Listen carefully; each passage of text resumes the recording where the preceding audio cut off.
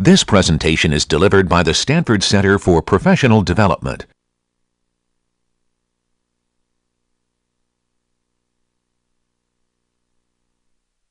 So, what I want to do today is talk about a different type of learning algorithm, and in particular start to talk about generative learning algorithms and a specific algorithm called Gaussian discriminant analysis. Take a slight digression, talk about Gaussians, and I'll briefly discuss generative versus discriminative learning algorithms, and then hopefully wrap up today's lecture with a discussion of naive Bayes and Laplace smoothing. So just to motivate our discussion on generative learning algorithms, right? So by way of contrast, the sorts of classification algorithms we're talking about, I think of as algorithms that do this. You know, so you're given a training set, and if you run an algorithm like logistic regression on this training set, the way I think of logistic regression is that it's trying to find, look at the data and it's trying to find a straight line to divide the crosses and the O's, right? So trying to find a straight line, let's make the data set a bit noisier. Trying to find a straight line that separates out the positive and the negative crosses as well as possible. Right. In fact, it shows something on the laptop. Maybe just use the screens on the small monitors for this.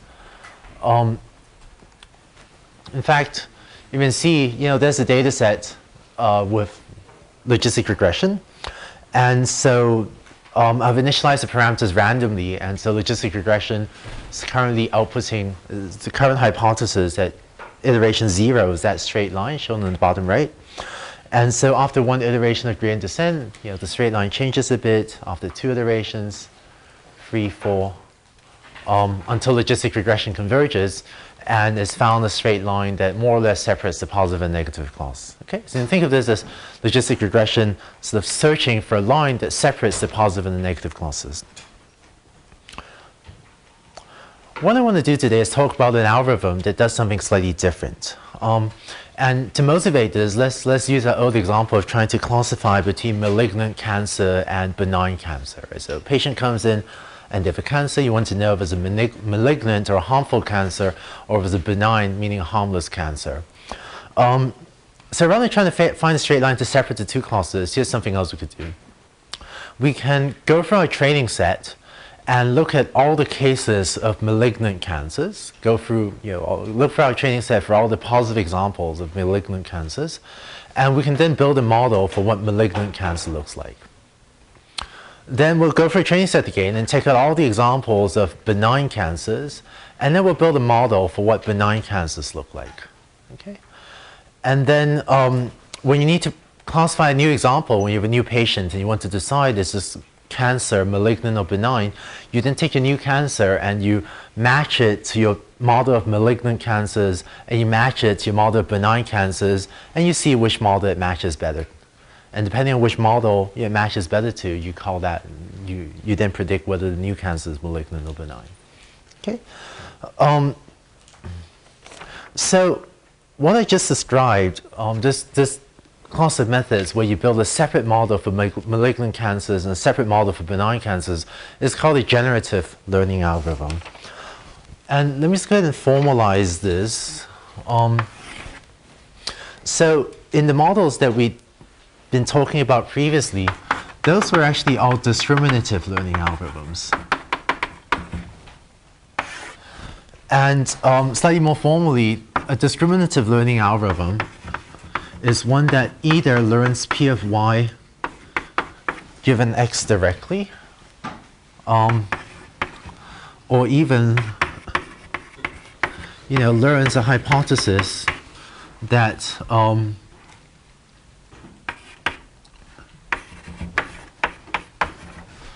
outputs values 0, 1 directly. Okay, so logistic regression is an example of a generative learning algorithm. Is an example of a discriminative learning algorithm. In contrast, a generative learning algorithm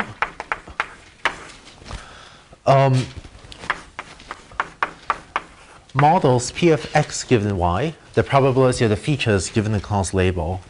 And as a technical detail, it also models P of y, but that's a less important thing. And the interpretation of this is that a generative model builds a probabilistic model for what the features looks like, conditioned on the class label. Okay? In other words, conditioned on whether a cancer is malignant or benign, it models probability distribution over what the features of the cancer looks like. Then having built this model, having built a model for P of x given y and P of y, then by Bayes' rule, obviously you can compute P of y given 1 conditioned on x. This is just P of x given y equals 1 times P of x divided by P of x. And if necessary, you can calculate the denominator using this, right?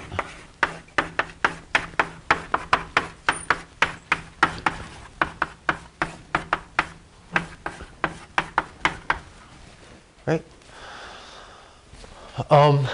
And so by modeling P of x given y and modeling P of y, you can actually use Bayes' rule to get back to P of y given x. But a generative learning algorithm starts modeling P of x given y rather than P of y given x. Okay? We'll talk about some of the trade-offs and why this may be a better or worse idea than a discriminative model a bit later. Let's go for a specific example of a generative learning algorithm. And for this specific motivating example, I'm going to assume that your input features x are in Rn and are continuous valued. Okay? And under this assumption, let me describe to you a specific algorithm called Gaussian discriminant analysis.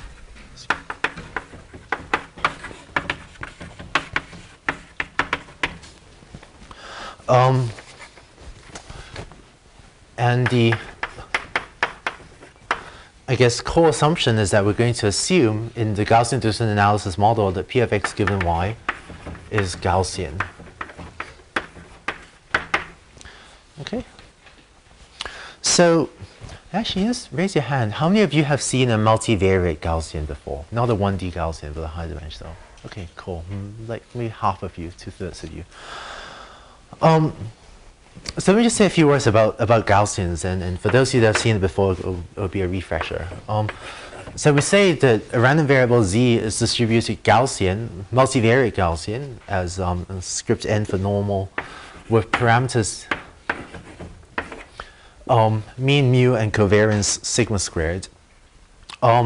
If z has a density 1 over 2 pi, 1 over 2.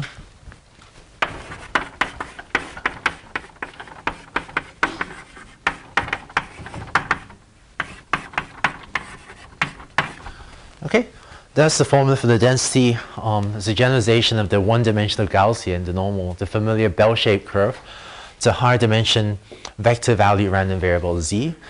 Don't worry too much about this formula for the density. I don't know, you rarely end up needing to use it. But the two key quantities are this vector mu is the mean of the Gaussian, and this matrix sigma is the covariance matrix. Covariance. And so, sigma would be equal to, right, the definition of covariance of a vector value random variable is, x minus mu transpose. Okay? And actually, if this doesn't look familiar to you, you might rewatch the discussion section that the TAs held last Friday, or the one that they'll be holding later this week on sort of a recap of probability. Okay, but so multivariate Gaussian is parameterized by a mean and a covariance.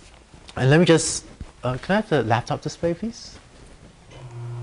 Let me just go ahead and actually show you, graphically the effect of varying a Gaussian, varying the parameters of a Gaussian.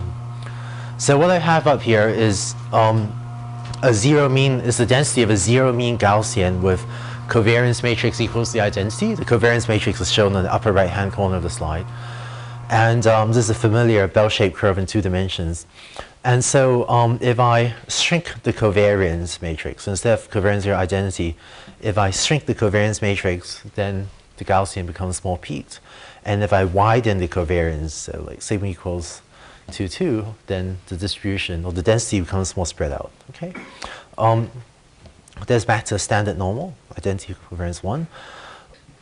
If I increase the diagonals of the covariance matrix, right? If I make the variables correlated, then the Gaussian becomes flattened out in this x equals y direction. If I increase it even further, then my variables x and y, right, on the x, z1 and z2, or my 2 variables on the horizontal axis become even more correlated. To show the same thing in contours, the standard normal distribution has contours that they're actually circles. Because of the aspect ratio, these look like ellipses. These should actually be circles. And if you increase the off diagonals of the Gaussian covariance matrix, then it becomes ellipses aligned along the 45-degree angle in this example. And the same thing, here's an example of a Gaussian density with negative covariances. So now the correlation goes the other way, so even stronger negative covariance, and the same thing in contours. So the Gaussian with negative entries on the diagonals and even larger entries on the diagonals. Okay, so and the other parameter for the Gaussian is the mean parameter. So this is with mean 0, and as you change the mean parameter, this mu equals 0, 1.5, the location of the Gaussian just moves around. Okay. All right, so that was a quick primer on what Gaussians look like. And here's, as a roadmap, or as a picture to keep in mind when we describe the Gaussian discriminant analysis algorithm, this is what we're going to do. Here's the training set. And in the Gaussian discriminant analysis algorithm, what I'm going to do is I'm going to look at the positive examples, say the crosses, and just looking at only the positive examples, I'm going to fit a Gaussian distribution to the positive examples. And so maybe I end up with a Gaussian distribution like that. Okay, so that's P of x given y equals 1. And then I'll look at the negative examples, the O's in this figure, and I'll fit the Gaussian to that. And maybe I get the Gaussian centered over there. This is the contours of my second Gaussian. And together, and we'll say how later, together these 2 Gaussian densities will define a separator for these 2 classes. Okay, and it'll turn out that the separators will turn out to be a little bit different from what logistic regression gives you. If you run logistic regression, you actually get the decision boundary shown in the green line, whereas Gaussian discriminant analysis gives you the blue line. Okay, switch back to chalkboard, please.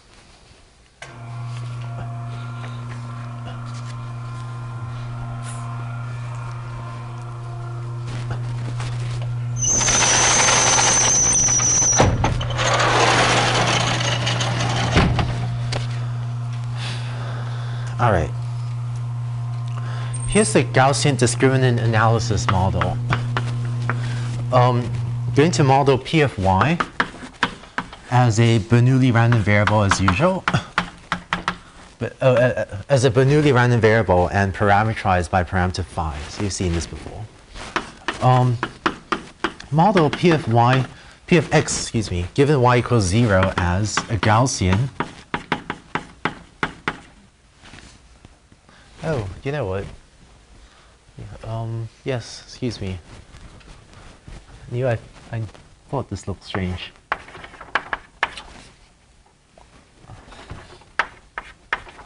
There should be a sigma, determinant of sigma to the 1/2 in the denominator there. It's no big deal. It's, yeah, well. Okay. Right, I was missing the sigma to the determinant of sigma to the 1/2 on the previous board, excuse me.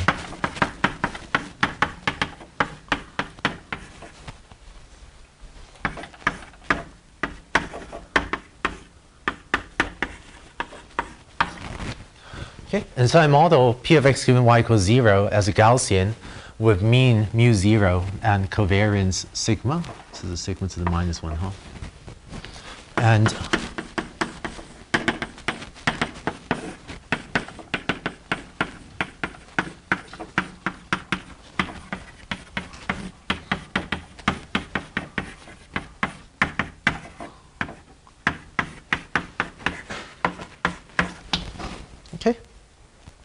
And so the parameters of this model are phi, mu 0, mu 1, and sigma.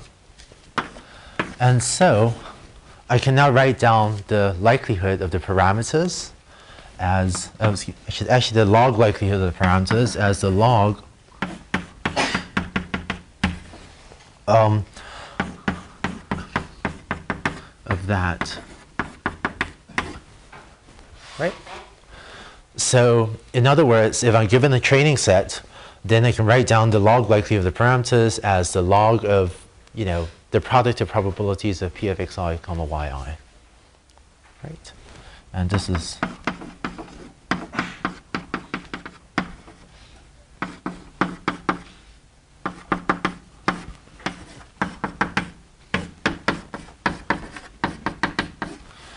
just equal to that, where each of these terms, p of xi given yi or p of yi, is then given by one of these three equations on top. Okay? And I just want to contrast this again with discriminative learning algorithms, right? So this, to give this a name, I guess, this sometimes is actually called the joint data likelihood, the joint likelihood. And let me just contrast this with what we had previously when we were talking about logistic regression, where I said that the log likelihood of the parameters theta was log of a product I equals 1 to m, p of yi given xi and parameterized by theta, right? So back when we were fitting logistic regression models or generalized linear models, we're always modeling p of yi given xi and parameterized by theta. And this was the conditional likelihood, right? In which we're modeling p of yi given xi. Whereas now, with generative learning algorithms, we're going to look at the joint likelihood, which is p of xi comma yi. Okay? So,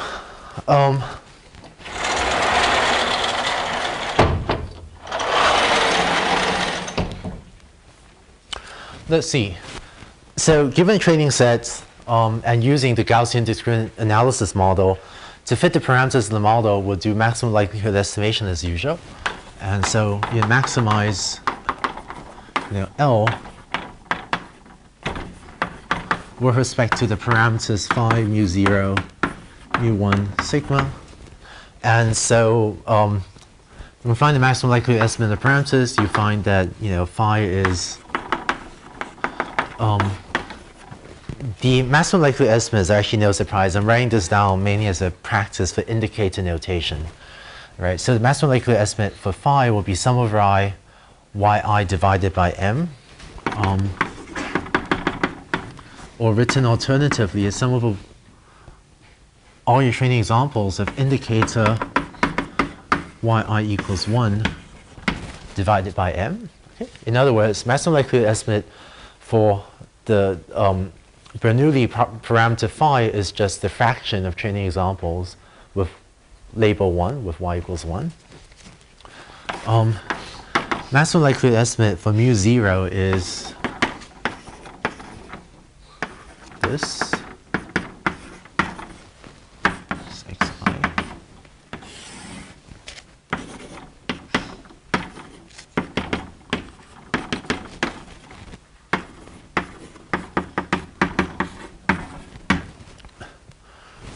Okay? You should stare at this for a second and see if it makes sense. Actually, I've just write out the next one for mu 1. You do that.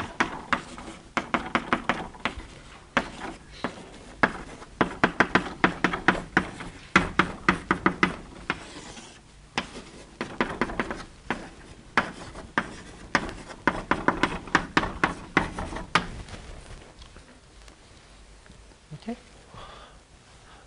So what this is well, the denominator is sum of your training set indicator yi equals 0. So for every training example for which yi equals 0, this will increment the count by 1. Right? So the denominator is just the number of examples with label 0, right? And then the numerator will be, let's see, sum from I equals 1 through m. Well, every time yi is equal to 0, this will be 1, and otherwise this thing will be 0. And so, this indicator function means that you're including only the terms for which yi is equal to 1, only the terms for which y is equal to 0. Because for all the terms where yi is equal to 1, this summand would be equal to 0. And then you multiply that by xi, and so the numerator is really the sum of xi's corresponding to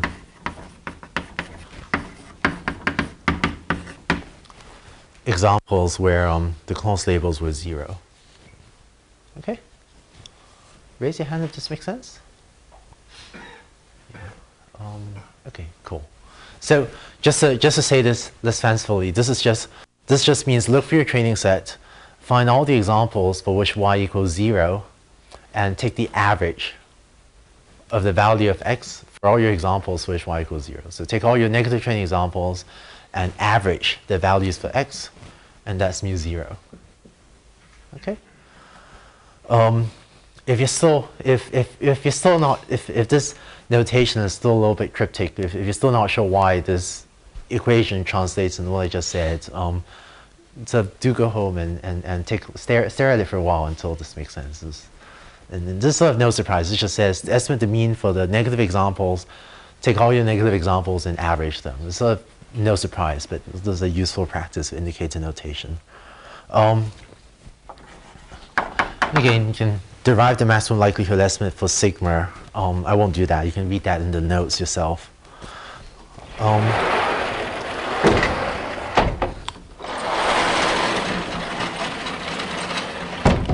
And so, having fit the model, having fit the parameters, phi, mu 0, mu 1, and sigma to your data, we now need to make a prediction. Now, when you're given a new value of x, when you're given a new cancer, you need to predict if it's malignant or benign. Your prediction is then going to be, let's say, the most likely value of y given x. I should write semicolon the parameters there, but I'll just skip that. Which is the argmax over y by Bayes' rule.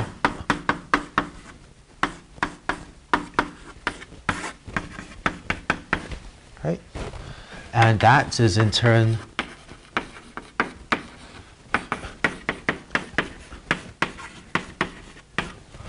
just that, because the denominator p of x doesn't depend on y. And if p of y is uniform, in other words, if each of your clauses is equally likely, so if p of y takes the same value for all values of y, then this is just argmax over y, p of x given y. Okay. This happens sometimes, maybe not very often. So usually you end up using this formula where you compute p of x given y and p of y using your model. Okay. Let's see. So so if you take, actually, let me. So the min of argmax means the value for y that maximizes this, right? So just a current example, the min of x minus 5 squared is 0, because by choosing x equals 5, you can get this to be 0. And the argmin over x of x minus 5 squared is equal to 5, because 5 is the value of x that makes this minimize. Okay. Cool. Okay. Thanks for asking that.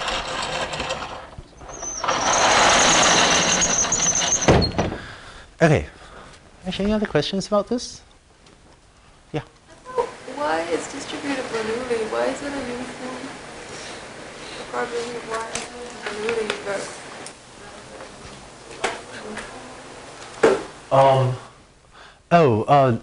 I see. By uniform, I meant, I was being loose here.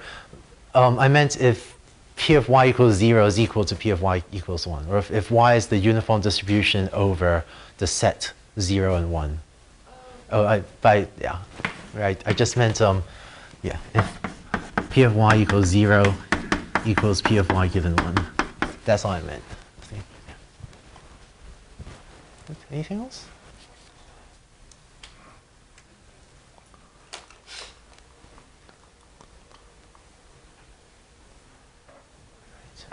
Okay, so turns out Gaussian discriminant analysis has an interesting relationship to logistic regression. Let me illustrate that. So let's say you have a training set. Actually, let me just go and draw a 1D training set, and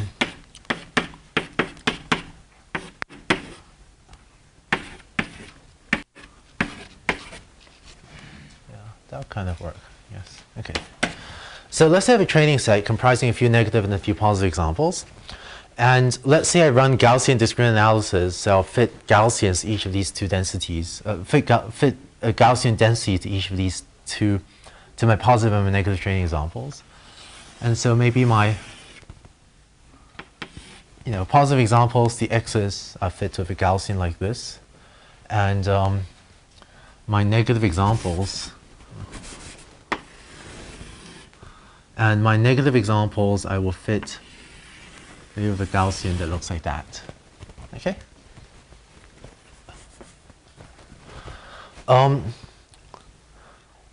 Now, I hope this picture makes sense, right?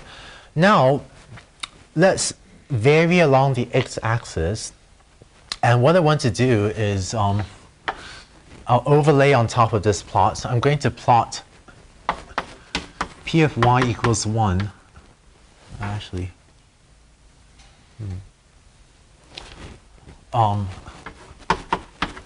given x for a variety of values x. Okay? So I actually realized what I should have done. I'm going to call the x's the negative examples. I'm going to call the o's the positive examples. Okay? This makes this plot come nicer. So let's take a value of x is fairly small. Let's say x is this value here on the horizontal axis. Then what's the probability of y being equal to 1 conditioned on x? Well, the way you calculate that is, right, P of y equals 1 given x. I mean, you plug in all of these formulas as usual, right? It's P of x given y equals 1, which is your Gaussian density, times P of y equals 1, which is essentially this is just going to be equal to phi, and then divided by, right, P of x. And I'll show you how you can calculate this. But using these two Gaussians and my prime on P of y, actually compute what P of y equals 1 given x is. And in this case, if x is this small, clearly it belongs to the left Gaussian. It's very unlikely to belong to a positive clause. And so it'll be very small. It'll be very close to 0, say. Okay? And then we can increment the value of x a bit and consider a slightly different value of x. And plot what is the P of y given x. P of y equals 1 given x, and again, it'll be pretty small. Let's choose a point like that, right? At this point, the two Gaussian densities have equal value. And if I ask, if x is this value, right, shown by the arrow, what's the probability of y being equal to 1 for that value of x? Well, you really can't tell. So maybe it's about 0.5. Okay? And if you fill in a bunch more points, get a curve like that. And then you can keep going. Let's say for a point like that, you can ask, what's the probability of x being 1? Well, if it's that far out, then clearly it belongs to this rightmost Gaussian. And so the probability of y being 1 would be very high. It would be almost 1. Okay? And so you can repeat this exercise for a bunch of points. Right? Compute P of y equals 1 given x for a bunch of points. And if you connect up these points, you find that the curve you've just plotted takes the form of a sigmoid function. Okay? So in other words, when you make the assumptions under the Gaussian discriminative model, the Gaussian discriminant analysis model that P of x given y is Gaussian, when you go back and compute what P of y given x is, you actually get back exactly the same sigmoid function that we're using in logistic regression. Okay? But it turns out the key difference is that Gaussian discriminant analysis will end up choosing a different position and a steepness of the sigmoid than with logistic regression. What's the question? I was wondering, the Gaussians are P of y. That's what you do. No, let's see, the Gaussian, so this Gaussian is P of x given y equals 0, given y equals 1. And this Gaussian is P of x given y equals 0. Does that make sense? Okay. Anything else?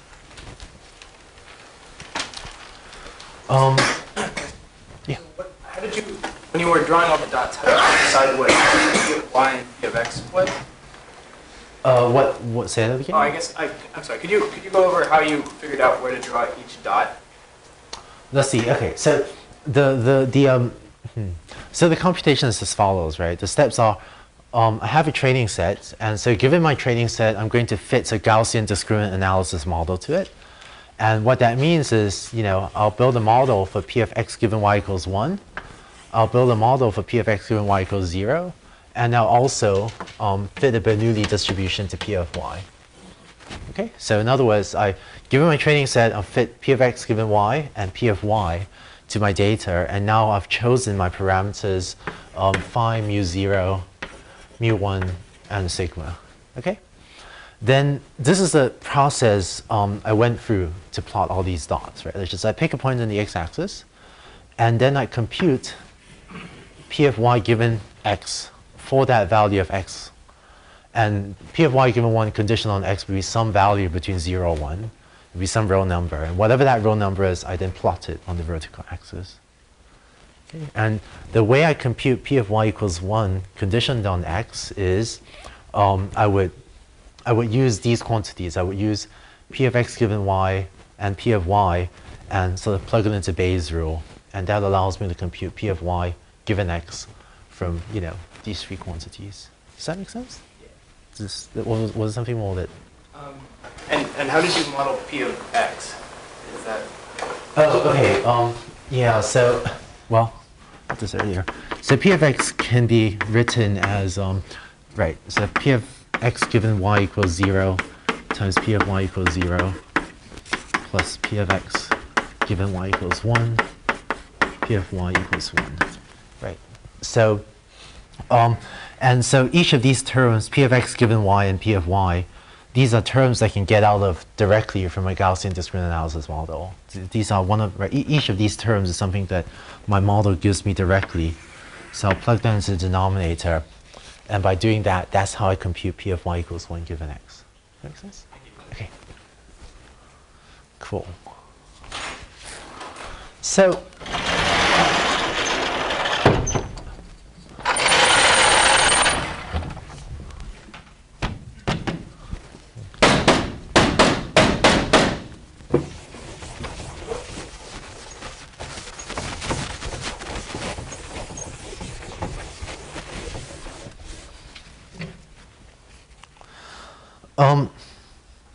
so let's talk a little bit about the advantages and disadvantages of using a generative learning algorithm.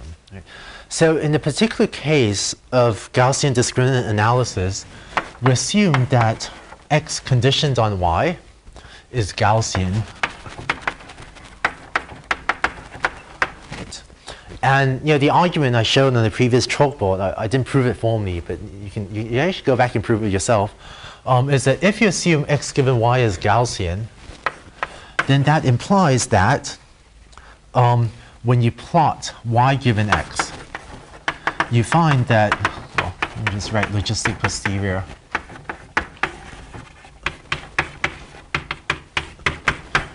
Okay? And the argument I showed just now, which I didn't prove, you can go home and prove it yourself, is that if you assume x given y is Gaussian, then that implies that the posterior distribution, or the form of P of y given x, given the form of P of y equals 1 given x, is going to be a logistic function. And it turns out this implication in the opposite direction does not hold true. Okay? In particular, it actually turns out, this is actually kind of cool. It turns out if you assume that x given y equals 1, so it is Poisson with parameter lambda 1, and x given y equals 0 is Poisson with parameter lambda 0. It turns out if you assume this, then that also implies that P of y given x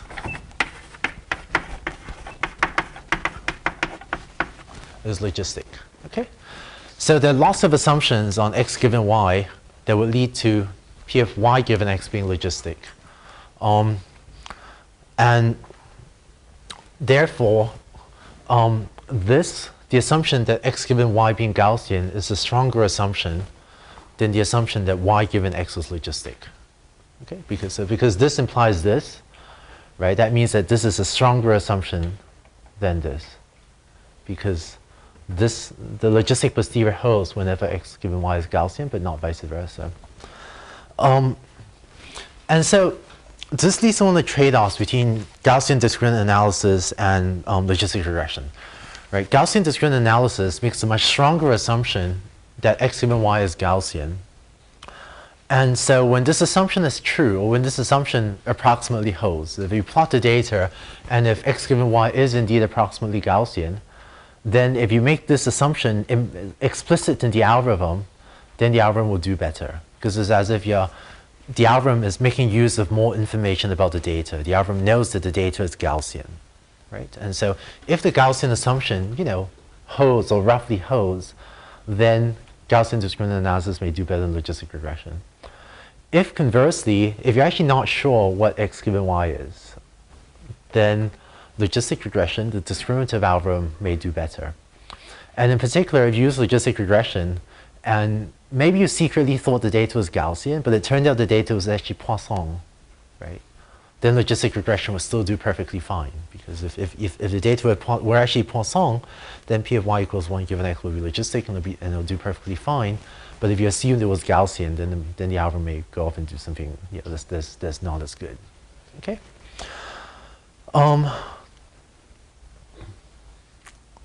So it turns out that, right. So to say it slightly differently, it turns out that the real advantage of generative learning algorithms is often that it requires less data. And in particular, data is never really exactly Gaussian, right? This data is often approximately Gaussian, it's never exactly Gaussian. And it turns out generative learning algorithms often do surprisingly well, even when these modeling assumptions are not met. But one other trade-off is that by making stronger assumptions about the data, Gaussian discriminant analysis often needs less data in order to fit like an OK model, even if you have less training data. Whereas in contrast, logistic regression, by making less assumptions, is more robust to your modeling assumptions because you're making a weaker assumption, making less assumptions. But sometimes it takes a slightly larger training set to fit than Gaussian discriminant analysis. This question? Here, do we need any assumption about the number of samples? Because here we assume that P of y equals 1 is equal to number of positive samples over whole number of samples. It's true when the number of samples is large enough. Okay, so let's see. So there's this question was sort of, is this true? What was that? So let me try to answer that differently. So the modeling assumptions are made independently of the size of the training set, right? So, like in least squares regression, well, in all of these models, I'm assuming that these are random variables drawn from some distribution, and then finally I'm giving a single training set, and then I have to estimate the parameters of the distribution, right? So what's the probability of y equals 1? Probably of y equals 1? Yeah, we use Okay, that.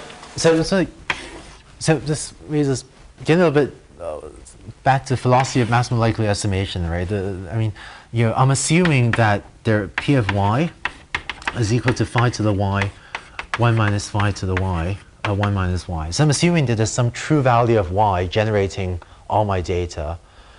And then, well, when I write this, I guess, maybe what I should write isn't. So when I write this, I guess there are really two values of phi. One is there's a true underlying value of phi that, you know, God used to generate the data. And then there's the maximum likelihood estimate of the value of phi. And so when I was writing those formulas earlier, those formulas are writing for phi and mu0 and mu1 were really the maximum likelihood estimates for phi, mu0, and mu1.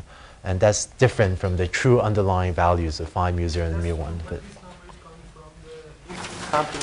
yeah, right. So the maximum likelihood estimate comes from the data. And there's some sort of true underlying value of phi that I'm trying to estimate. And my maximum likelihood estimate is my attempt to estimate the true value. But, you know, by notational convention, often I'll just write this as that as well, without bothering to distinguish between the maximum likelihood value and the true underlying value that I'm assuming is out there, and that I'm only hoping to estimate.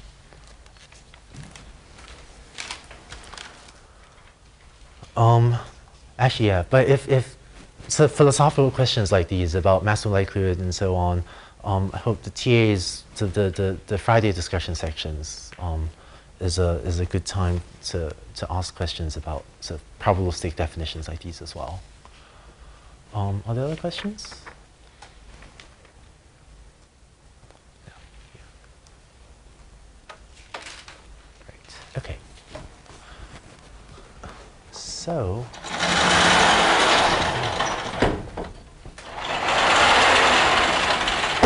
Right. Oh, turns out, let me just mention one more thing that's kind of cool. I said that if x given y is Poisson, then you also get a logistic posterior. It actually turns out there's a more general version of this. If you assume x given y equals 1 is exponential family with parameter a to 1, and if you assume x given y equals 0 is exponential family with parameter a to 0, then this implies that p of y equals 1 given x is also logistic. Okay, and that's kind of cool. So it means that y given x could be, I don't know, some strange thing. It could be gamma, because we've seen Gaussian. Y given x could be, I don't know, gamma exponential, Dirichlet beta. I'm just rattling off my mental list of exponential family distributions. It could be any one of those things.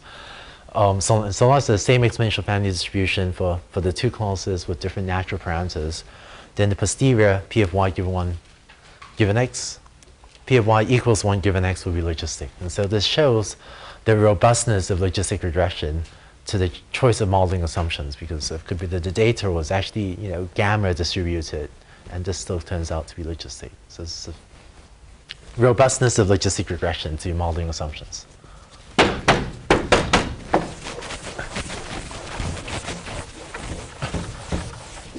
And yeah, right. And this incidentally, I think early on I promised two justifications for where I pulled the logistic function out of the hat, right? So one was the exponential family derivation we went through last time, and this is sort of the second one, that all of these modeling assumptions also lead to the logistic function.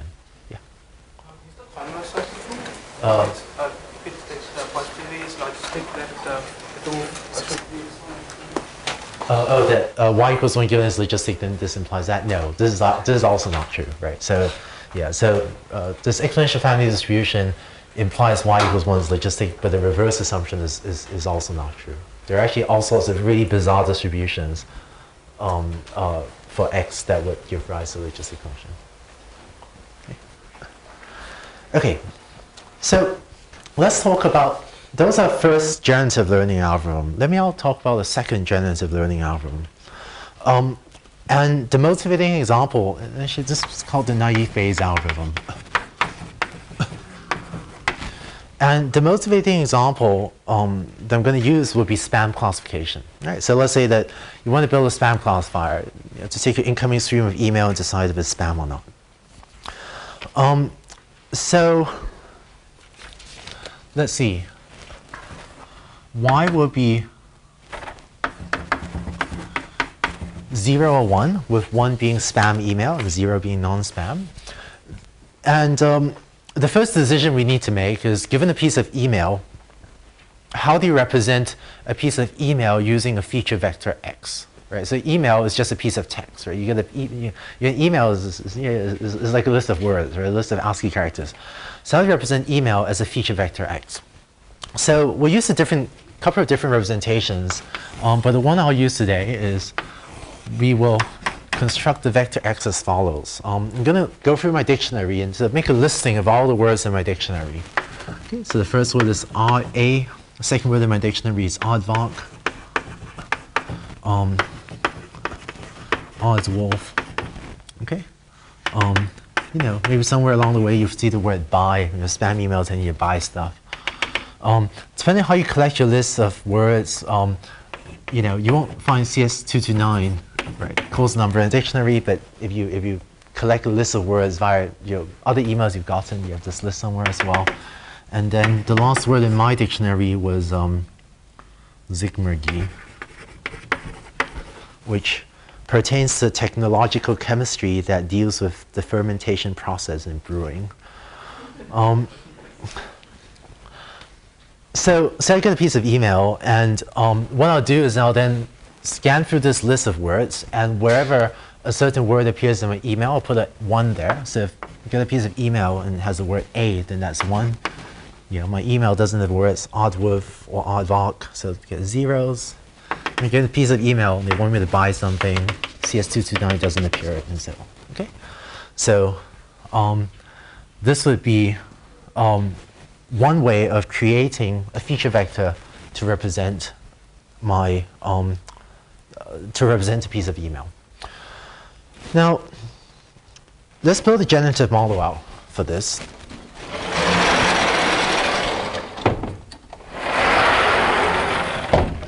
Actually, let's use this.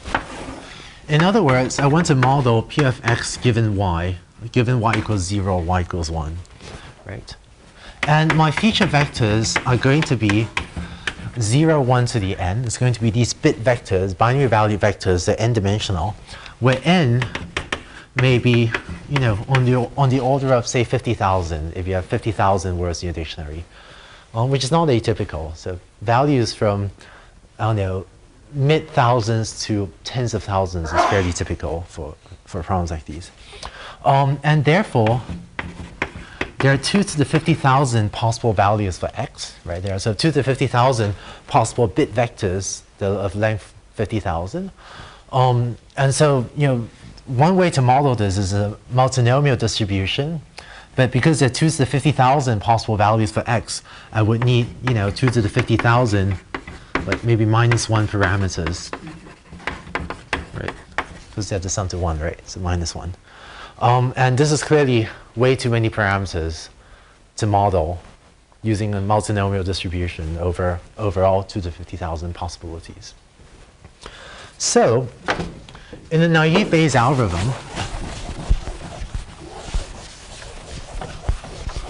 I'm going to make a very strong assumption on P of x given y. In particular, I'm going to assume, let me just say what it's called, then I'll write out what it means. I'm going to assume that the xi's are conditionally independent.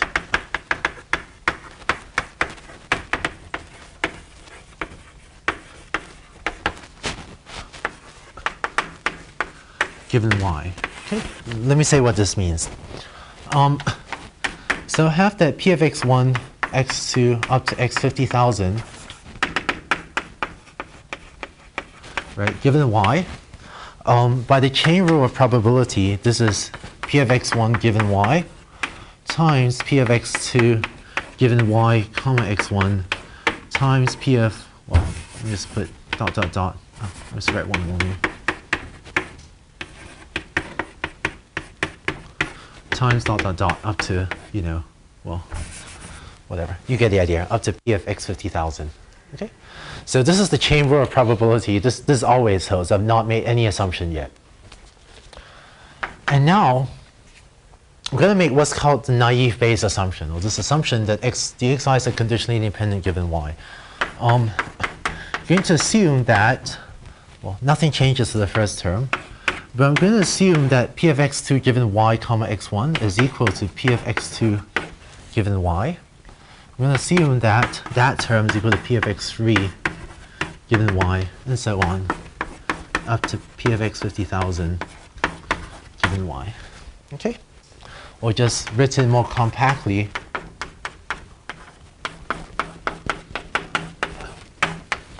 I'm going to assume that p of x1 through x 50,000 given y is the product from I equals 1 to 50,000 of p of xi given y. Okay? And stated informally, what this means is that I'm sort of assuming that so long as you know the class label y, so long as you know whether this is spam or not spam, then knowing whether the word A appears in email does not affect the probability of whether the word Aardwolf appears in email. All right? And in other words, we're assuming that once you know whether email is spam or not spam, then knowing whether other words appear in the email won't help you predict whether any other word appears in the email. Okay? And obviously, this assumption is false, right? This assumption can't possibly be true. I mean, if you see the word, I don't know, CS229 in the email, you're much more likely to see my name in the email or the TA's names or whatever. So this assumption is normally just false under English, right? For normal written English. But it turns out that despite this assumption being sort of false in the literal sense, the naive Bayes algorithm is sort of an extremely effective algorithm for classifying text documents into spam or not spam, or for classifying your emails into different email folders for you automatically, or for looking at web pages and classifying, whether this web page is trying to sell something or whatever. It turns out this assumption works very well for classifying text documents, and for other applications too that I'll talk a bit about later.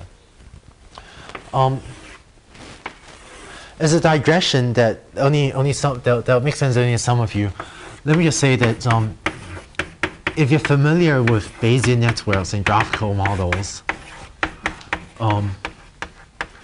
the Bayesian network associated with this model looks like this. And you're assuming that there's a random variable y that then generates x1, x2 through x 50,000. Okay? If you've not seen a Bayes net before, if you don't know the graphical model, just ignore this. It's not important to our purposes. But if you've seen it before, that's what it will look like.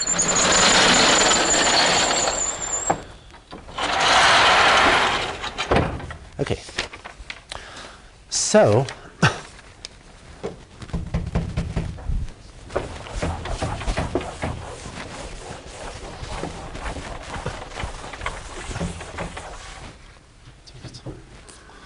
the parameters of the model are as follows. With phi of I given y equals 1, which is probably of x equals 1, of xi equals 1 given y equals 1, phi I given y equals 0, and phi y. Okay, so these are the parameters of the model, and therefore, to fit the parameters of the model, you can write down the joint likelihood, right?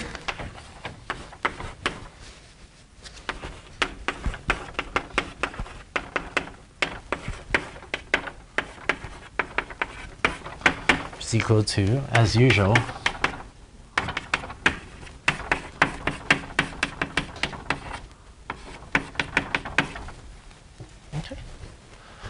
so given a training set, you can write down the joint likelihood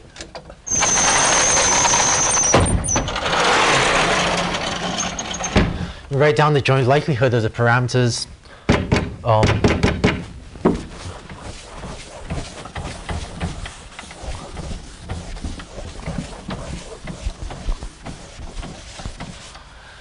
and then when you do maximum likelihood estimation, you find that the maximum likelihood estimate of the parameters they're really pretty much what you'd expect. Maximum likelihood estimate for phi j given y equals 1 is sum from I equals 1 to m indicator xij equals 1, comma, yi equals 1.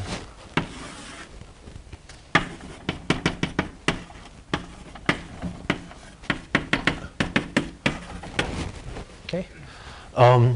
And this is just I guess, stated more simply, the numerator just says, run through your entire training set, sum through all training examples, and count up the number of times you saw word J in a piece of email for which the label Y was equal to 1. So in other words, look for all your spam emails and count the number of emails in which the word J appeared out of all your spam emails.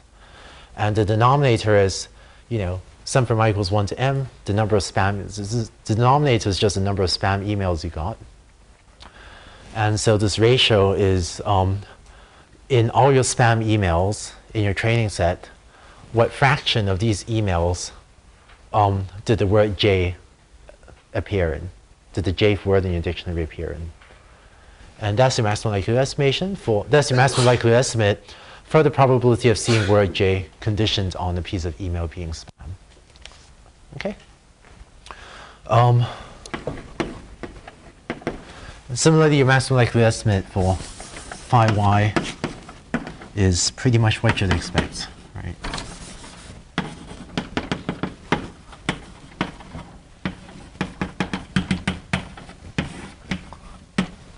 Okay. And so, having estimated all these parameters, when you're given a new piece of email that you want to classify, you can then compute P of y given x using Bayes' rule, right? Same as before, because together, these parameters gives you a model for P of x given y and for P of y. And by using Bayes' rule, given these two terms, you can compute P of x given y. And there's your spam classifier. Okay. Turns out we need one more elaboration to this idea, but let me check if there are questions about this so far. Does this model depends on the number of inputs? What do you mean number of inputs? Number of features? No, number of samples. Yeah, I mean, well, m is the number of training examples. So this, given m training examples, this is the formula for the maximum likelihood estimate of the parameters. Right, so. Other questions? Does it make sense? Right, m is the number of training examples. So when you have m training examples, you plug them into this formula, and that's how you compute the maximum likelihood estimates. That means you mean m is the number of emails. Yeah, right. So to collect a training set, I would go through, all the email I've gotten in the last 2 months, and label them as spam or not spam. And so you'd have, I don't know, like a few hundred emails or a few hundred emails labeled as spam or not spam, and that will comprise your training set, right? X1, Y1 through Xm, Ym, where X is one of those vectors representing which words appeared in the email, and Y is 0, 1, depending on whether I label spam or not spam. Okay? So you're saying that this model depends on the number of samples, but the last model doesn't depend on the number of samples. But here phi is the same for me, right? Okay. So the different things, right? There's a model which is the modeling assumptions I've made, right? I'm assuming that I'm making the naive Bayes assumption. So the probabilistic model is an assumption on the joint distribution of x and y. That's what the model is. And then I'm given a fixed number of training examples. I'm given m training examples. And then after I'm given a training set, I'll then go and derive the maximum likely estimate of the parameters. Right? So that's sort of, maybe we should take that offline. If you want. Yeah, last question? Then how did you select the 50,000 words though? Say that again? How did you select the 50,000 words? Oh, okay. How does select the 50,000 words? Yeah. So it turns out this is a sort of very practical question, right? How do I come up with this list of words? One common way to do this is to actually find some way to come up with a list of words. Like go through all your emails, go through all the. In practice, one common way to come up with this list of words is to just take all the words that appear in your training set. That's one fairly common way to do it. Or if that turns out to be too many words, you can take all words that appear at least 3 times in your training set. So words that you didn't even see 3 times in the emails you got in the last 2 months, you discard. So those are. I was talking about going through a dictionary, which is a nice way of thinking about it. But in practice, you might go through your training set and just take the union of all the words that appear in it. And sometimes I still have even better ways to select these features, but this is one way to think about creating your feature vector, right, as 0 and 1 values. Okay. Yeah. Okay. Last question. I'm not entirely clear how you came up with the parameters. How I came up with the parameters? Okay, so let's see. So in naive Bayes, what I need to do, the question is how do I come up with the parameters, right? So in naive Bayes, I need to build a model for P of x given y and for P of y, right? So this is in generative learning algorithms, I need to come up with models for these. So how do I model P of y? Well, I just chose to model it using a Bernoulli distribution. And so, P of y will be parameterized by that, right? And then how do I model P of x given y? Well, so keep changing bullets. My model for P of x given y, under the naive Bayes assumption, I assume that P of x given y is the product of these probabilities. And so I'm going to need parameters to tell me what's the probability of each word occurring, if each word occurring or not occurring, conditioned on the email being spam or not spam email. Okay. Because x is either 0 or 1, right? By the way I define the feature vectors, xi is either 1 or 0, depending on whether word I appears in the email, right? So by the way I define the feature vectors, xi, dxi is always 0 or 1. So that by definition, if xi is either 0 or 1, then it has to be a Bernoulli distribution, right? If xi were continuous, then you might model this as Gaussian, say, and you end up like we did in Gaussian discriminant analysis. It's just that the way I constructed my features for email, xi is always binary value, and so end up with a Bernoulli here. Okay. All right. Actually, I should move on. So it turns out that this idea almost works. And here's the problem. So let's say you complete this class and you start to maybe do a class project, or and you keep working on your class project for a bit, and it becomes really good, and you want to submit your class project to a conference, right? So, around June every year is the conference deadline for the NIPS conference. It's just the name of the conference, it's some acronym. And so maybe you send your project partners or send your friends email and say, hey, let's work on a project and submit to the NIPS conference. And suddenly you're getting these emails with the word NIPS in them, which you've probably never seen before. Right? And so, piece of email comes from your project partner and say about let's send a paper to the NIPS conference, and then your spam classifier will say P of x. Let's say NIPS is the 30,000th word in your dictionary, right? So x 30,000 given 1, given y equals 1, would be equal to 0. That's the maximum likelihood estimate, right? Because you've never seen the word NIPS before in your training set. So maximum likelihood of the parameter is that probability of seeing the word NIPS is 0. And similarly,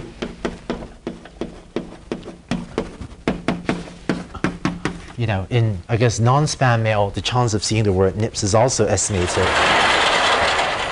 as 0.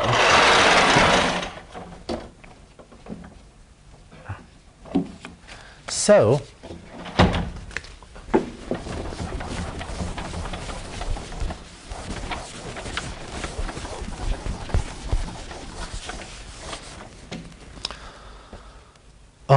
when your spam classifier goes to compute P of y equals 1 given x, it will compute this, right? P of times P of y over,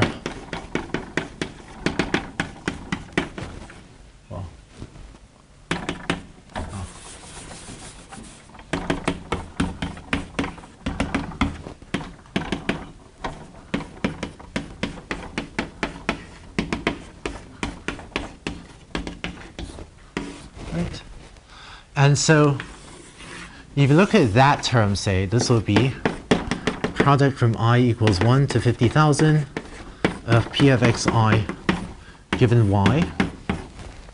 And one of those probabilities will be equal to 0 because P of x 30,000 equals 1 given y equals 1 is equal to 0. So you have a 0 in this product, and so the numerator is 0. And in the same way, it turns out the denominator will also be 0, and so you end up with, actually all of these terms end up being 0. So you end up with P of y equals 1 given x is 0 over 0 plus 0, okay, which is undefined. And the problem with this is that it's just statistically a bad idea to say that P of x 30,000 given y is 0, right? Just because you haven't seen the word nips and you lost 2 months worth of email is sort of statistically not sound to say that therefore the chance of ever seeing this word is 0, right? And so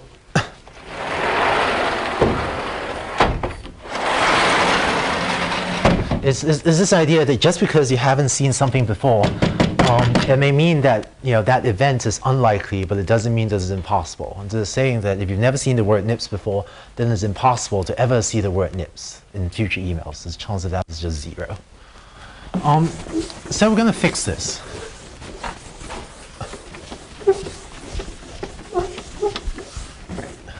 And to motivate the fix that I'll talk about, here's the motivating example we're going to use is, let's say that you've been following the Stanford basketball team for all of their away games and been sort of tracking their wins and losses, to gather statistics and maybe, I don't know, form a betting pool about whether they're likely to win or lose the next game. Okay? So these are some of the statistics.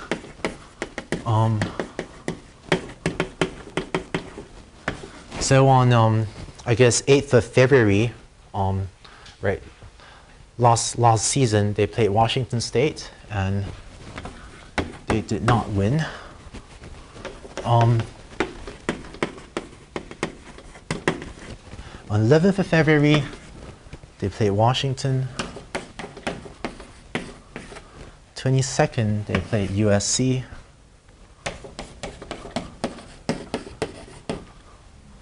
Played UCLA.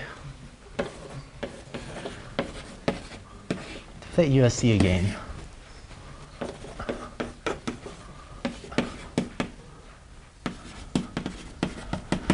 And now you want to estimate what's the chance that they'll win or lose against Louisville. All right. So, fine. The poor guys lost, 5 times in a row in their away games, but it seems awfully harsh to say that. Right. So it seems awfully harsh to say there's 0 chance that they'll win or lost in the 5th game.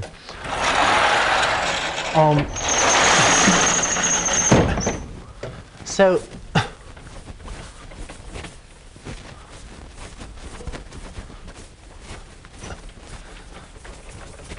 here's the idea behind Laplace smoothing, which is that we'll estimate the probability of y being equal to 1, right?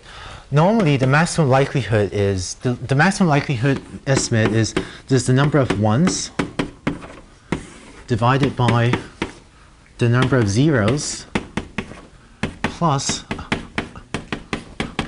the number of 1s, okay?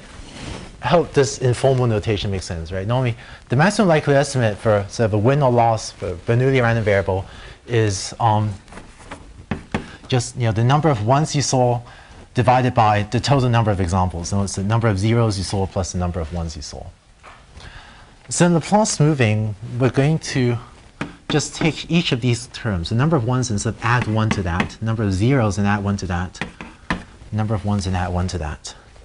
And so in our example, instead of estimating the probability of winning the next game to be 0 divided by 5 plus 0, we'll add 1 to all of these counts.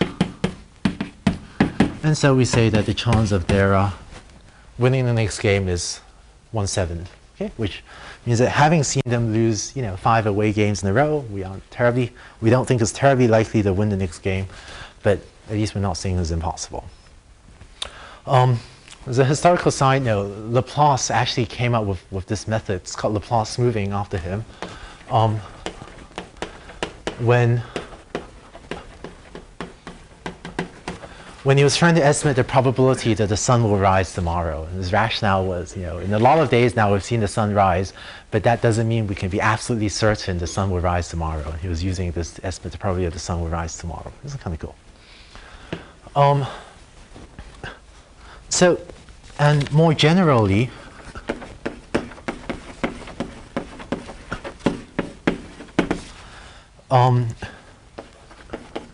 if y takes on k possible values, if you're trying to estimate the parameter of a multinomial, then you estimate p of y equals 1. Let's see. So the maximum likelihood estimate will be sum from j equals 1 to m, indicator yi equals j, divided by m, right? That's the maximum likelihood estimate of a multinomial probability of y being equal to, y equals j. Right? That's the maximum likelihood estimate for the probability of y equals j. And so when you apply Laplace smoothing to that, you add 1 to the numerator and add k to the denominator if y can take up k possible values. Okay?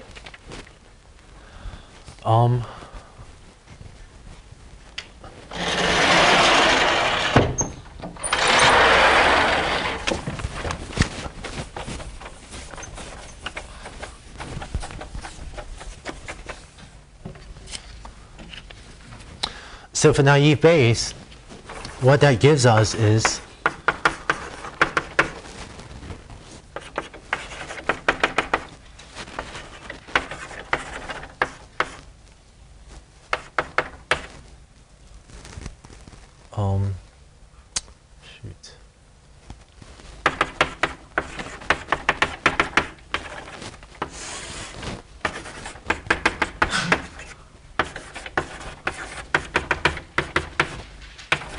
right? So that was a maximum likelihood estimate, and what you end up doing is adding 1 to the numerator and adding 2 to the denominator, and this solves the problem of the 0 probabilities. And when your friend sends you email about the NIPS conference, your spam filter will still be able to make a meaningful prediction.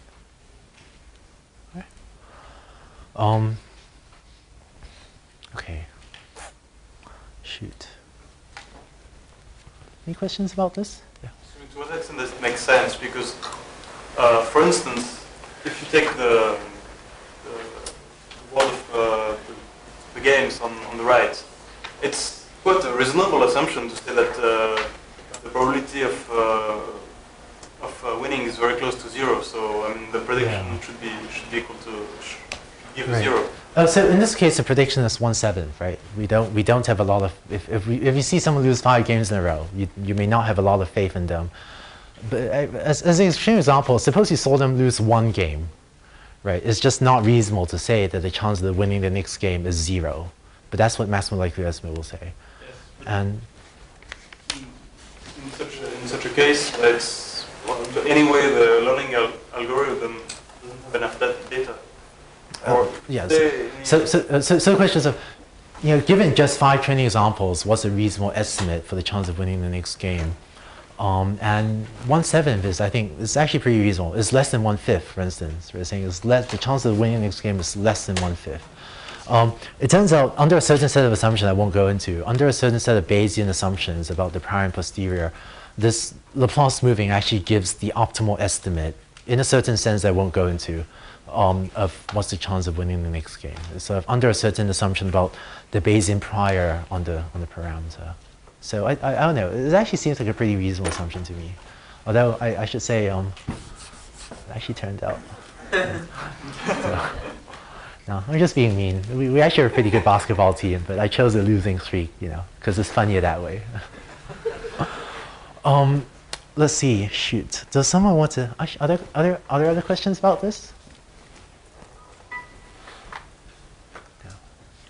Okay, so there's more that I want to say about naive Bayes, but we'll do that in the next lecture. So let's wrap up for today.